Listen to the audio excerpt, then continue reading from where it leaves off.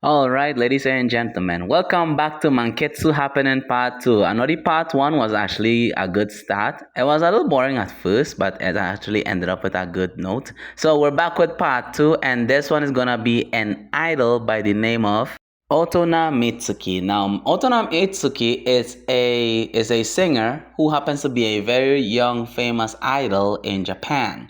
Now, here's the thing: she is low-key an introvert manga slash anime avid watcher slash reader. Because as you guys can see in the clip, you guys can see that she comes in first thing in the morning when they open up. She comes in like this hat, some shorts, and a shirt, and she tells him, well, listen, I'm here for the day. And he's like, well, we'll be taking your membership card and so on and so forth. You can do whatever you want.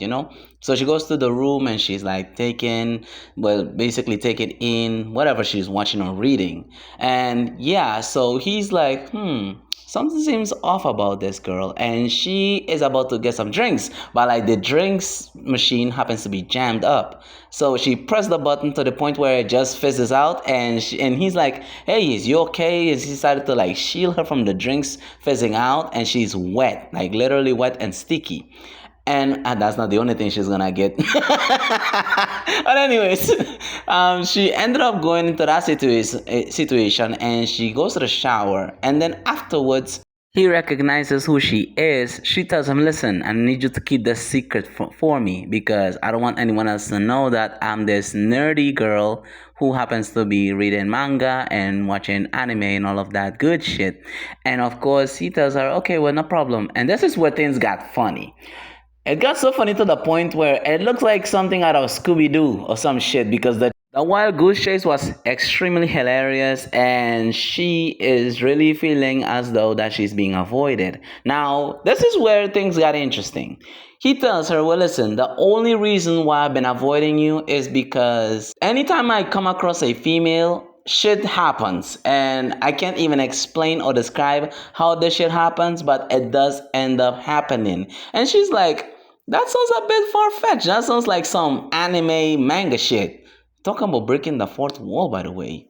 And before she goes into the drink section again, and then she ended up getting wet for the second time. And he tells her, listen, you could go to the washroom again, take a shower, and then come back out. So they're talking for a bit, and then this is where it got a little bit romantical. So she tells him, because she's been thinking about what he was saying, and she's like, well, listen, I kind of understand where you're coming from because, I'm seeing two of your coworkers, they seem to be very drawn to you. I'm gonna just go and do the whole king. So she calls him into the bathroom, and then she tells him, listen, I'm gonna have you all to myself tonight. I want some of that shmeat. And Brody complied, surprisingly, because apparently she was a virgin. Yes. Yeah, well, when it comes to singers, and especially in the Japanese culture, they don't really have time for lust. They're most thinking about like their fans, the music, the tours. So they don't really got time. But in the Western culture, however, oh, that's them common, especially when it comes to the males and females. I mean, what the hell? It's more like they're equal. But anyways, I digress. So she calls him into the bathroom. And she tells him, hey, listen, I need you to lead because I don't know shit about, sex. And he's like, okay, bet, say less. So Brody ended up going on the town with her on her ass. And now she was like enjoying the shit to the point where when they came out of the bathroom, the two of them, Ray and Kururumi, ended up saying, well, are y'all done? And I'm like, what? Hey, yo. Like, how long? Now, that is my genuine question. How long were they in that door? Because clearly they were hearing something that was not supposed to be heard. And then Kururumi, with her young ass, is like, hey, I want to be next. Me too, nigga. And I'm like, yo. And they both ended up busting through the door like immigration. And they ended up doing this whole, like, I'm not even sure what to call it. I'm not sure if it's a foursome or an awesome, I don't know what the hell to call it, but they ended up doing it. They were on a freak off session, not gonna lie. And then Ray's freaky ass ended up going through the back door. She wanted that door like literally busted. Literally and figuratively. And then afterwards, oh my goodness, they think that's so erotic, I can't even say it here. And then this is where it gets like batshit crazy. So they both ended up doing it with him, and bro, it was so wild. And then this is where he starts like narrating his story about how he ended up meeting an idol, and of course ended up having an affair with the three of them now. So bro, that's wicked work. So yeah, I think that is it for this video. I'm not gonna lie, it was crazy. The wild goose chase was funny. And to end it all off, oh, and I forgot to mention this part. She ended up confessing to him, because it's basically a confession, that she wouldn't do things with the person she doesn't like.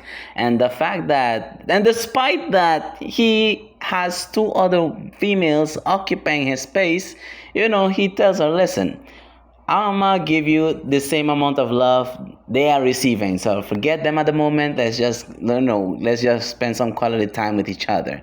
And so they did. So that is the end of the episode with part two. I'm not gonna lie, this was actually quite entertaining, and I'm definitely rating it an 8 out of 10, because the fact I'm gonna even overlook the fact that it is censored. It's just the story behind it. It's just there's like that comedic relief in that aspect. That's what I like about it, because it doesn't always have to jump straight into physical activity. Sometimes it could just have a little bit of build up and a plot before we get to that erotic action, and I enjoyed it. Now I personally enjoyed this. I used to like when it didn't have like much content back then, especially during pandemic, I used to rewatch this at least 3 to 4 different times. Well, 3 or 4 times, because there was nothing going on yet, and that's why I personally say this is a gem. And if you guys can correct me in the comment section, I believe this show came out like back in 2016 or 2015, if I'm not completely mistaken. If you guys can correct me, that'd be great. I appreciate it. And I believe the ones who made this was either not I can't say MS. I can't say MS, or I can't say it was Mary Jane, because this animation is extremely different and very distinct.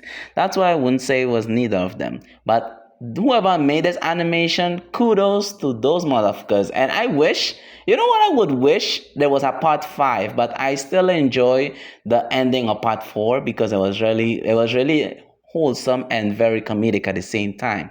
If there was a part 5, I'm sure he would have married all of 4 of them.